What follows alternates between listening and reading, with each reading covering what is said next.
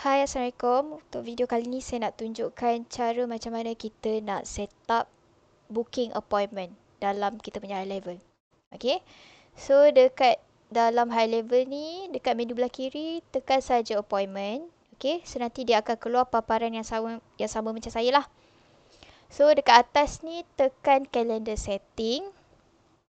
Ni first step lah apa yang anda perlu buat. Anda perlu linkkan Google Calendar anda ke dalam high level. So, macam mana? Okay, tekan connection ni. Dekat connection ni nanti anda tekan saja add new. So bila tekan add new nanti anda boleh terus integrate lah Google Calendar. So bila dah link dekat sini, anda boleh terus pergi ke calendar tadi balik. Okay, masuk ke sini. And then ini adalah contoh lah yang kita dah createkan dekat you guys. Okay, boleh tengok balik. Tekan saja edit calendar. So dekat sini, dekat bahagian logo ni boleh masukkan logo ataupun image. Yang ni service name ni boleh letaklah nama title. Title untuk kita punya booking appointment tadi. Boleh letakkan description. Lagi scroll bawah. Dekat bahagian select team member ni kan. Kalau you guys ada banyak team, anda boleh connectkan ni lah setiap seorang punya Google Calendar dekat dalam ni. Kalau perlu. Kalau tak perlu, just satu sajalah. So dekat sini nanti dia akan keluar banyak-banyak kan team members. Pilih mana satu yang anda nak create link appointment tu. So once dah tekan meeting color ni boleh pilih lah. Okay, tekan saja save.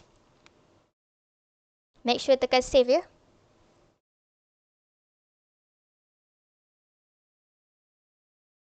Okay, bila dah tekan save dia akan bawa ke page availability.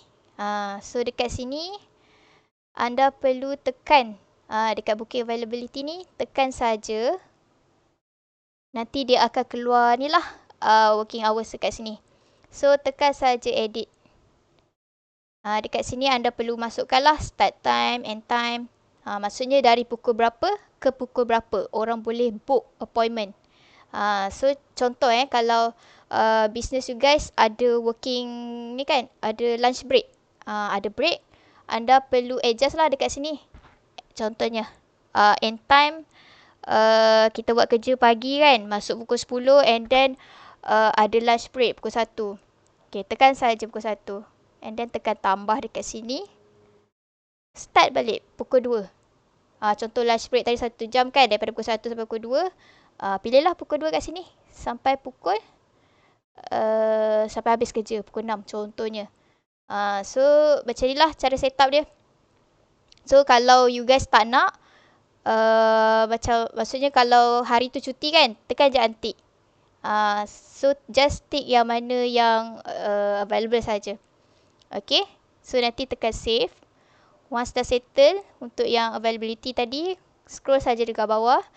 So kena isilah semua ni.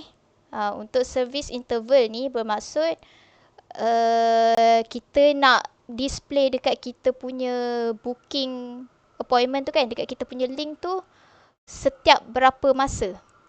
So dekat sini kita nak letak 1 jam lah. Setiap 1 jam akan orang boleh book. Okay, yang tu untuk service interval. Untuk service duration, yang ni contoh saya letak 30 minit. Bermaksud dalam satu slot tu orang appointment tu selama 30 minit saja.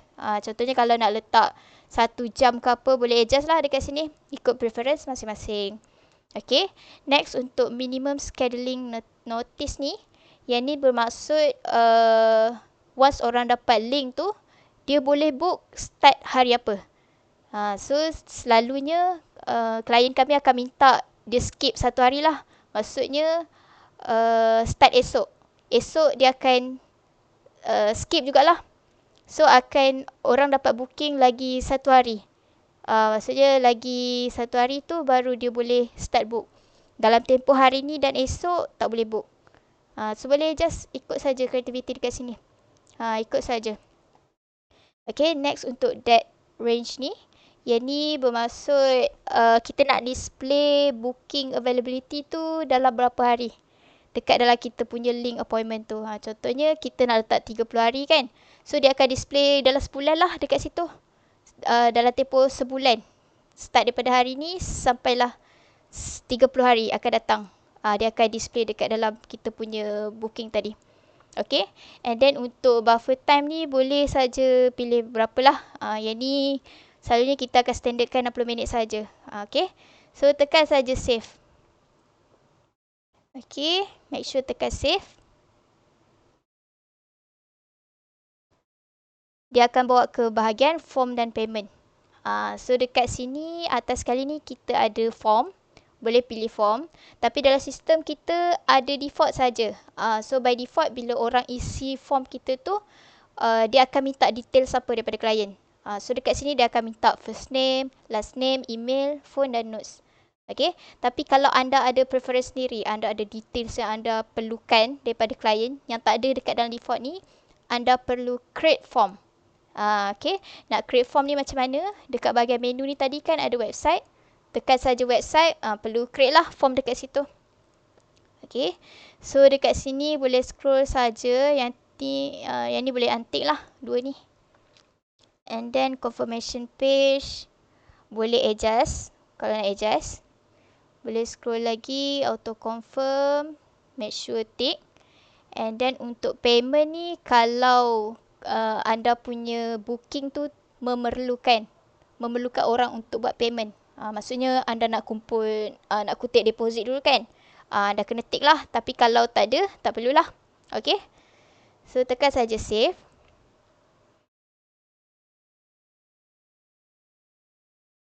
Untuk bahagian notification ni, okay, anda boleh onkan lah. Sama ada nak onkan dekat email, dekat app ke. Boleh tekan saja dekat sini. Tekan enable. Okay. Boleh enable macam tu. Tapi untuk app ni anda perlu download lah. Kalau tak download, jangan on. Just on dekat email saja.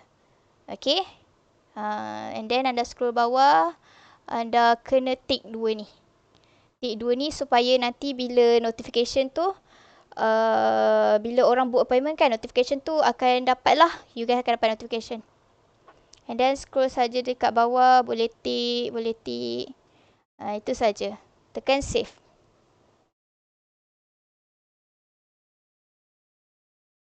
Untuk customize ni, dia more kepada untuk mencantikkan anda punya booking link tadi tu kan. Okay, so anda boleh ubahlah nak colour macam mana. Primary colour, background colour.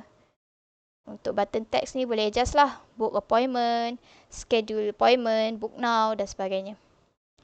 And then, okay, tak ada apa. Tekan saja save.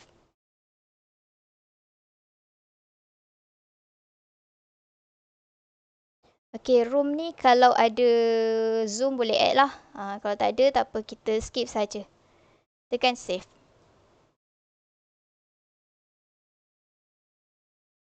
Okay, so once dah set up, kita nak dapatkan link tu dekat mana, tekan saja tekan share calendar. Copy yang permanent. Okay, permanent link.